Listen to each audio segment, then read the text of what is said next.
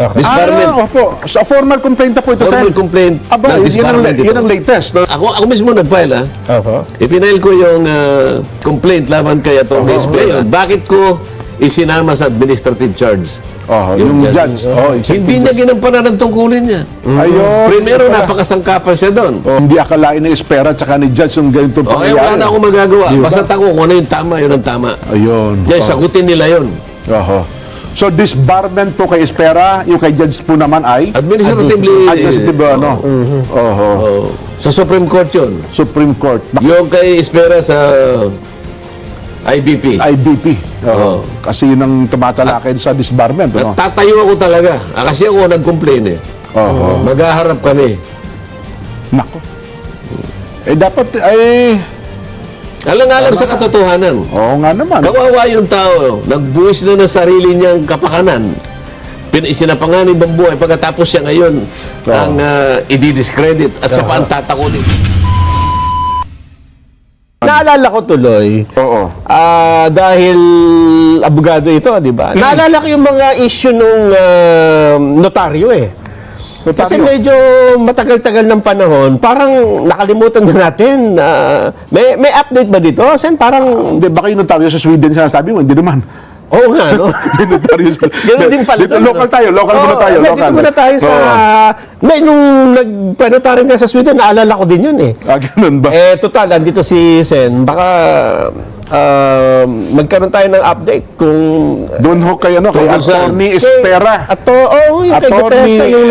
SP, ano ba yan, Espera, at saka yung judge ng Manila City Regional Trial Court, Sen. Hindi, babanggitin ko muna yung nangyari na, di ba nung isang linggo, may nabanggit ako sa inyo na si Secretary John B. Cremulya, doon sa kanyang isang panayam ay sinabi niya na si Gutesa ay peke. Yan nga po. Sinabi niya na peke sapagkat siya raw ay nameke ng notaryo. Opo. Alam mo, napakahirap nung ganun na yung tao, isinubo niya yung sarili niya sa kapahamakan, nanganib ang buhay, pati pamilya, para lang maisa-isay niya sa pagitan ng kanyang nalalaman. At tinukoy niya si Saldico na siya ang tagakuha ng mga pera sa kickback. Opo. At lahat ng ito ay dinideliver sa bahay ni Martin Romualdez. Sabi nga natin noon, anong mapapala ng taong ito na sa'y gumawa ng ganong klaseng pagsasalaysay? Wala. Sa sarili, wala. Sabi ko nga, he has everything to lose. Pati buhay niya, yung sinapanganib, pati kalagayan ng kanyang pamilya. Pero imbes na ang Estado ay bigyan ng pagpapahalaga yun, kung ang Estado ay talagang interesado para usigin ang talagang may kasalanan, yung may utak nito, dapat lahat ng protection, kahit hindi humihingi. Totoo po. Kung ang Estado ay interesado, siya nang magkukusa na ibigay lahat ang benepisyo, lahat ng proteksyon na kakailanganin mo para sa ganun, mausig mo yung tao na gumawa ng lahat ng ito ng paglimas sa kabangbayan. Anong ginawa? Sa pagitan ng maraming kasangkapan, abay ka, peki yan. Idinimanda pa ng DOJ ng falsification. Sabi nga natin, nakabalita na ba ko ng isang tao na nameki ng notaryo? Wala pa po akong alam, Sen. Anong mapapala niya sa pamimigay ng notaryo? Kumita ba siya? Ay, tsaka mura naman panotaryo eh. Ngayon, dahil nga sa para lang maalis yung ganong klaseng stigma do sa tao, no? Kawawa naman. Nung Miyerkules, ipinail na ako mismo nag-file, ipinail ko yung complaint laban kay Atty. Espera. Disbarment. Opo. So, formal complaint na po ito, Sen. Formal complaint Aba, ng disbarment yan ang latest. Kasi ang sinasabi niya, hindi ko naman pirma yun sabi niya. Opo. Yung kung ano man yung nakapirma doon sa notaryo ni Gutesa, hindi ko pirma yun.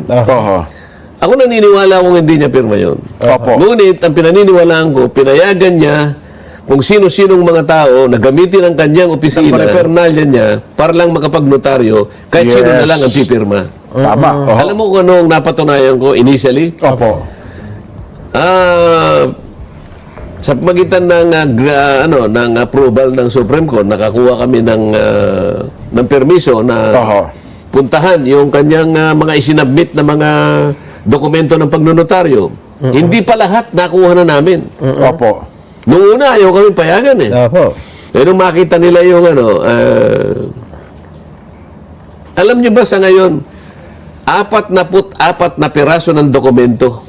Iba-ibang pirma. Naku po. Hindi yung pirma ni...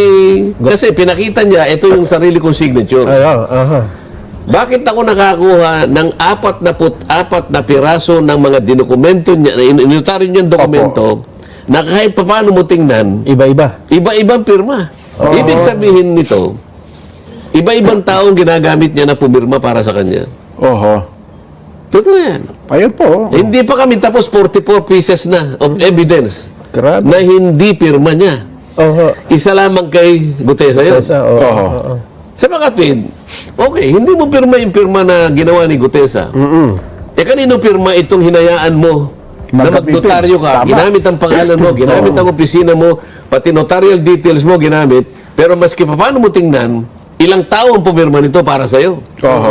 Yun ang kasalanan niya.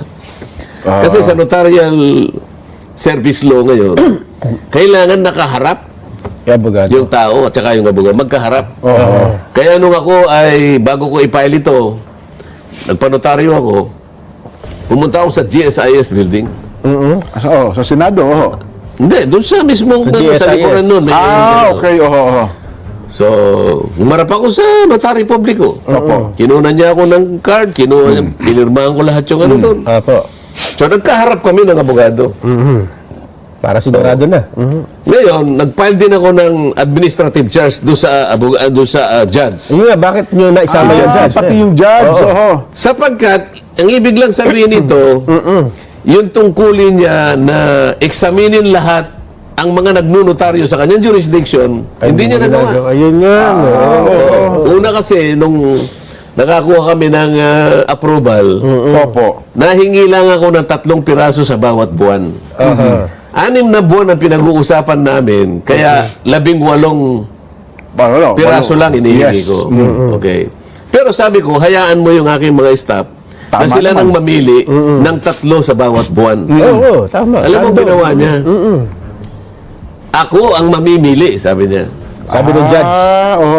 Ang hindi niya na nakuha doon. Kaya 3 lang ang aking latag ko 'yun eh. Ito yung patibong eh. Sinadya ko na 3 lang. Binabasa ko kung anong gagawin niya. Yung gagawin niya, parang yun ang inisip ko. Akong mamimili, sabi niya. Kasi kapag sinabi ko, pwede ba ako makakuha ng at the very least 25 to 30 copies, baka mahirapan siya eh.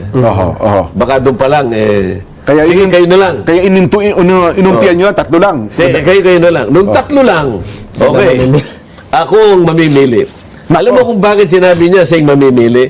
Para sa ganun, yung 3 pinili niya, ay talagang masisino niya na yung pirma ng abogada. Ayun. Ngayon nakakuha ko 44. Miski pa paano mabalig-balig ta rin, iba-ibang pirma. Sino ngayon ang pumirma dito? Yun ay dapat, ito ngayon nasagutin ng Ispera. Akala ko ba, hindi mo pirma yung kay Gutesa? O itong 44, hindi mo rin pirma ito. Paano mo pinayagan? Bakit sinabit mo? Nako. Bakit sinabit mo sa notarial section ng ng RTC ng Maynila? Ngayon, bakit ko isinama sa administrative charge? Yung judge. Hindi niya ginampanan ang tungkulin niya. Primero, napakasangkapan siya doon. Siya pang namili. Nung pinilit ko doon sa nung nasa hearing ng Senado, nandun yung Office of the Court Administrator ng Supreme Court. Sabi ko, Madam, bakit po ganito? Bakit siya po ang namili? Pwede ba kaming humiling ka ako? Halimbawa, bukas papuntahin ko yung mga staff ko na makapamili naman. Kahit ngayon po, kanya papuntahin nyo na. Nako, oo. O di sa tuwa ko, pinapunta ko kagad. Pinapunta niyo ang tao niyo. 44 kagad ang nakita namin, hindi pare-pareho. Iba-iba talaga ang So, pirma. kagaya ng ginawa niya kay Espera, apat na dokumento, ganun din ang ginawa. So, sasabihin niya, hindi ko pirma yan. Ako, di peki lahat yung 44 na yun. Peki lahat yun. Oo, yun ang lalabas Dapat doon. usigin din lahat yung mga tao nagpa-notaryo sa kanya. Oo. O bakit hindi ngayon ginawa ng judge ang tungkulin niya? Nako. Pangalawa, Mm-mm. gumawa ng order. Ba meron siya kagad conclusion? Peki ito, sabi niya. So, yung nag-secure ng notarial service na to, pati yung mga taong gumamit ng kanyang dokumento, Ayun, nako. ay liable. Damay lahat yun. Pati ako damay. Dahil ginamit ko sa ano eh. Oh, sa hearing niya. Ang tanong ko rito, paano mo nagawa, paano mo kagad naisip na pati yung mga